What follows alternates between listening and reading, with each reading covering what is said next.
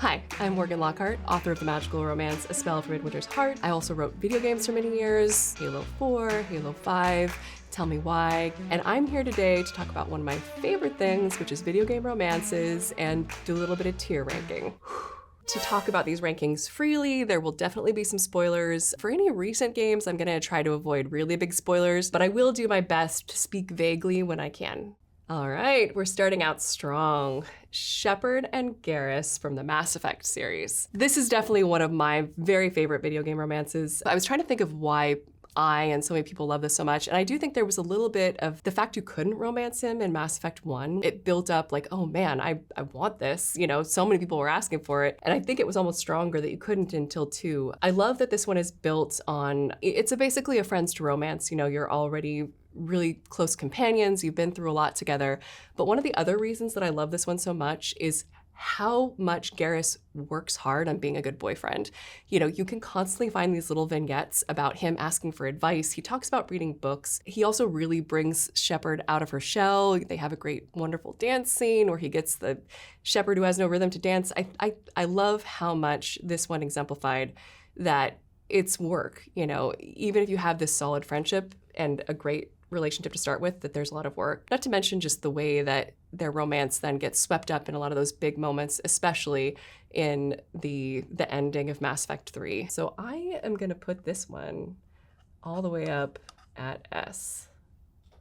As a little bit of a personal aside, when I was working on Halo 5, we ended up having Brandon Keener as one of our voice actors just for some ambient characters. I went into this voice session completely unprepared for that, and it was a good thing that it was remote and that my microphone was off, because when I realized who I was hearing, I fangirled harder than I ever had in my life. I was like, oh no, it's my alien boyfriend on the other end of the line.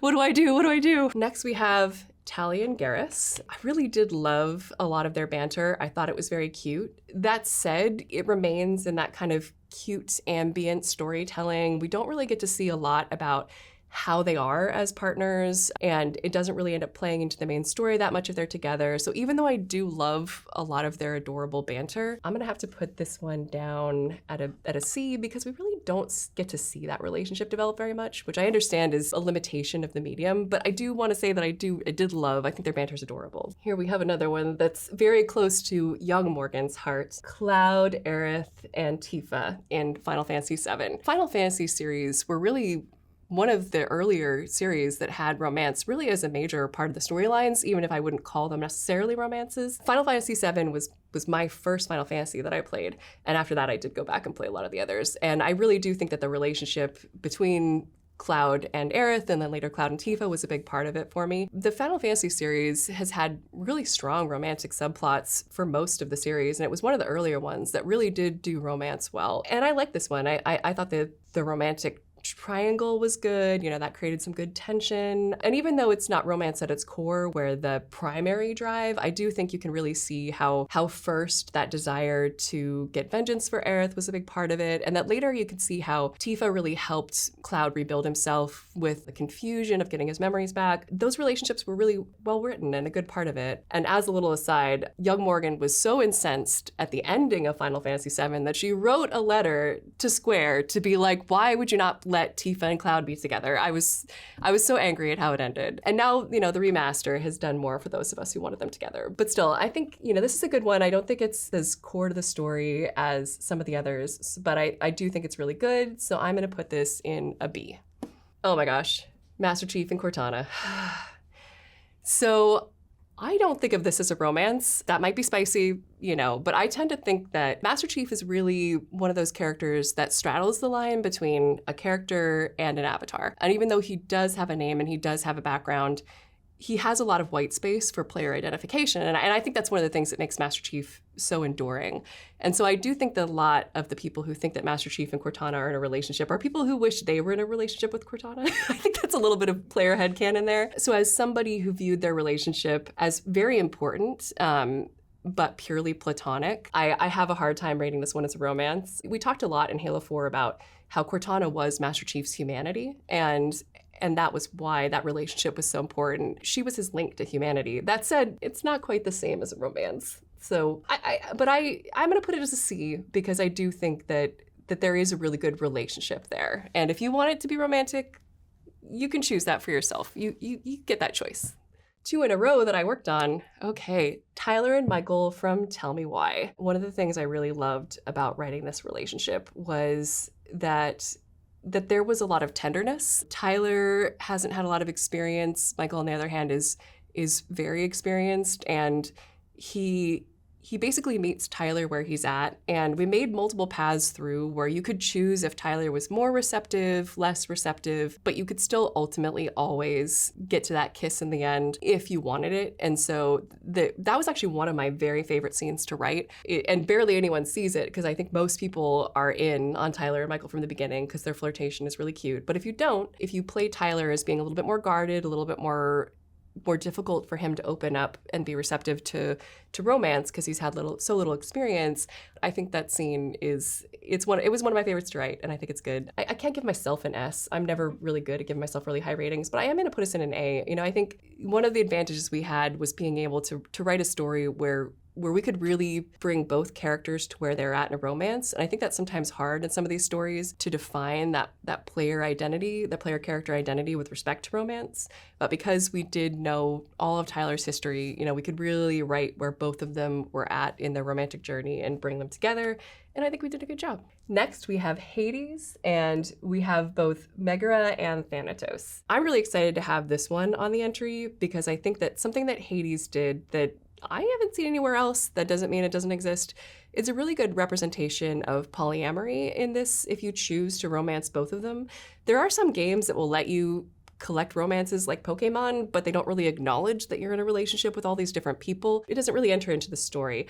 Whereas in Hades, there was a really sweet moment where they acknowledge that both partners are involved. They talk a little bit about how this is going to work for them, the kind of rules that they need to be comfortable. And it's such a good representation of, I think, polyamory in the real world and how these people can all be comfortable being one big poly family. I'm going to rank Hades up at an A. I think what they did is really good. I'm not going to do it as an S just because I do think that with the romance not being as core to the story, I'm not going to rank it as high as some of the things where you really get to see that romance live and breathe. Oh, next we have Karlach from Baldur's Gate 3, and I feel like that reaction tells you how excited I am. One of the things they did really well is create a delicious romantic tension with the fact that because of her infernal engine, you can't touch, you can't kiss.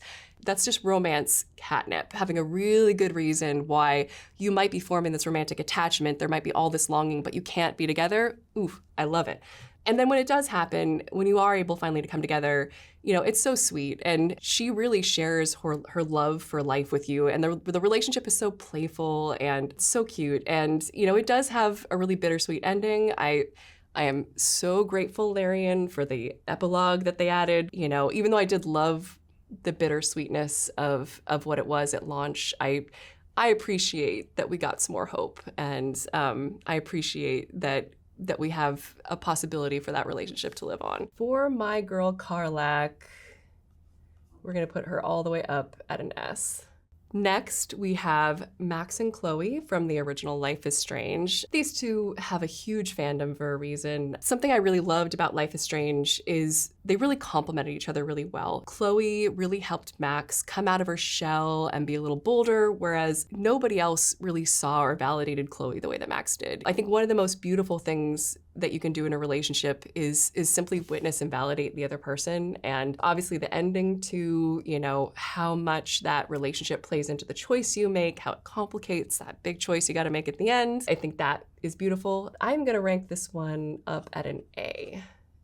Max and Chloe are gonna get an A. Now we have Life is Strange True Colors. I'm gonna be ranking Alex and Ryan today. That was the choice I made. I think Steph is the slightly more popular choice, but I'm gonna defend my choice of Ryan. The tenderness that he brought, the way he was really gentle with her emotions, and I really liked it. And especially for a game built around mechanics of empathy, the insights you got into him as a person and how he had been feeling in particular about Alex's brother's accident, and they helped bring each other to resolution on that was really beautiful and really sweet. We're gonna give this one also an A. I'm probably too kind. I might not be harsh enough to do this. I see some later.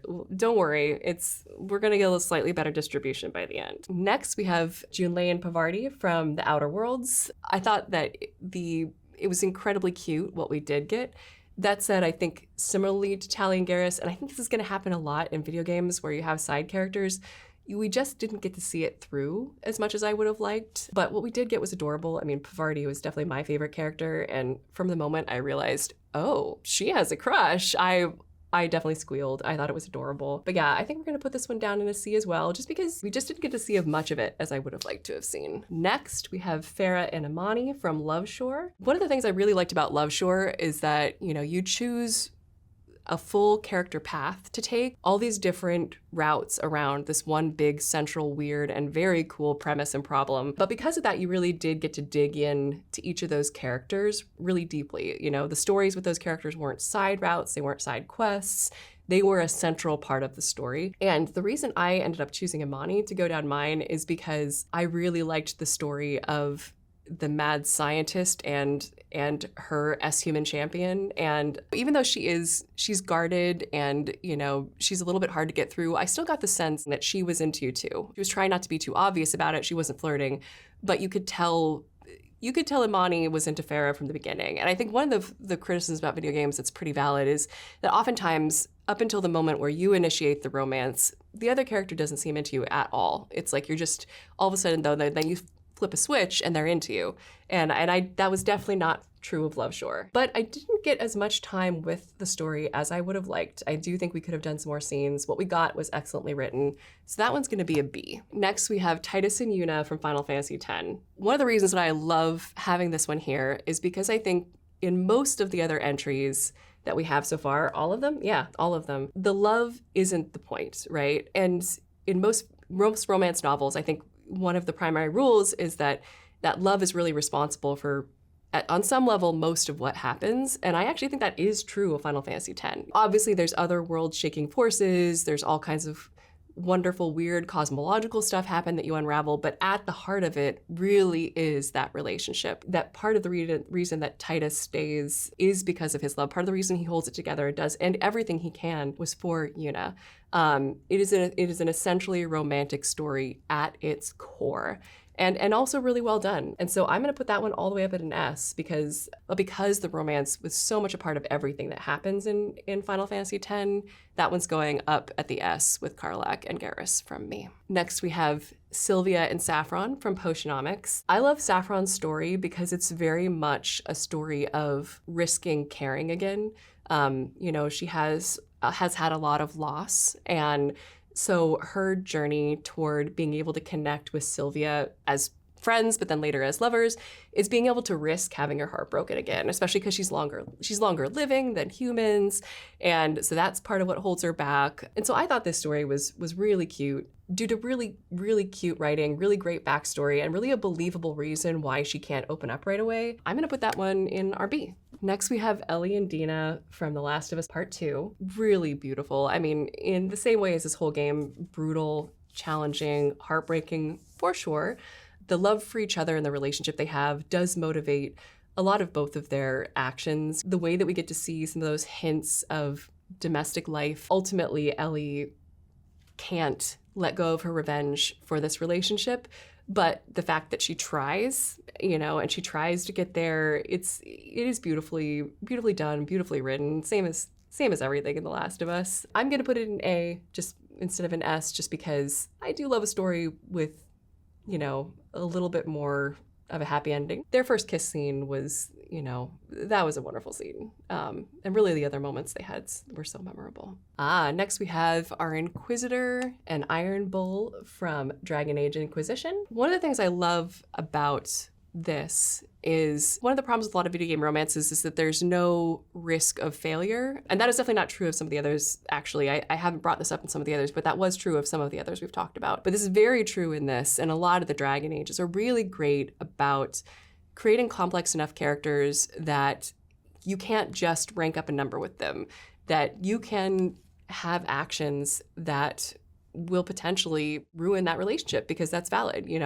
If you go really strongly against the things that this person loves or their ideals, the fact that they would stay with you after that, is pretty unrealistic. And so, I mean, I certainly didn't do anything to upset my Iron Bull, but the fact that you can, and the fact that those scenes are out there and that that tension exists, I thought it was really well done. Not to mention, it's a really wonderful depiction of BDSM and of consent and of rules. And so I'm gonna put that one in an A too. It didn't quite have the epic romance of these of my other S's, but it was really wonderful. And Iron Bull's a great character. So yeah, we're gonna put that one in as an A. Next we have Mario and Peach from Super Mario Brothers. Well, we needed to have some D's at some point. She's very classically a prize, right? The princess in the castle. And if you had the movie in, I might rank it a little higher, but I'm just gonna rank the video games. We don't really get to see these two together, or they don't really, even when they are together, they don't really have any chemistry. I don't know. I gotta put that one as a D. If you wanna rate a game that has Mario and Peach with a truly great epic romance in it, I'm down. Zelda and Link. Again, there's sort of that feeling that because you're rescuing this woman, you must be in love with her, but we really don't get to see that develop. Again, I still feel like Zelda is more of a prize / a goal than a romantic partner. And so we're gonna slide that one down in D as well. Our final, we have the player and Shane from Stardew Valley. There's a good reason why Shane is considered to be one of the best romantic lines in that game, even though Stardew Valley does suffer a little bit of you put enough coins into the machine and the romance comes out. To be fair, there's a lot of mechanical reasons why you want a partner in that game. And also, I think it's okay for sometimes for things to be easy and just to be wish fulfillment and get to fulfill that fantasy. But his is actually really well written. He has pretty serious depression, and you learn about that. He becomes really unguarded with you. There's a really strong sense of intimacy that you build over time with him, and really getting to know him and letting him be tender and vulnerable is really what makes this one endure. So I'm gonna slide this one in with my Bs. A little bit less realized than I would want it to be, but also really sweet. Some really great written moments, and certainly was my Stardew Valley spouse. Thanks for having fun with me today, and if you're in the mood for some cozy romantasy this fall or winter, my debut novel, A Spell for Midwinter's Heart, follows a magic-averse young witch as she returns to her hometown for the holidays. There, she has to reconnect with her coven, as well as her disarmingly handsome former high school rival, in order to save the town's holiday festival from corporate takeover.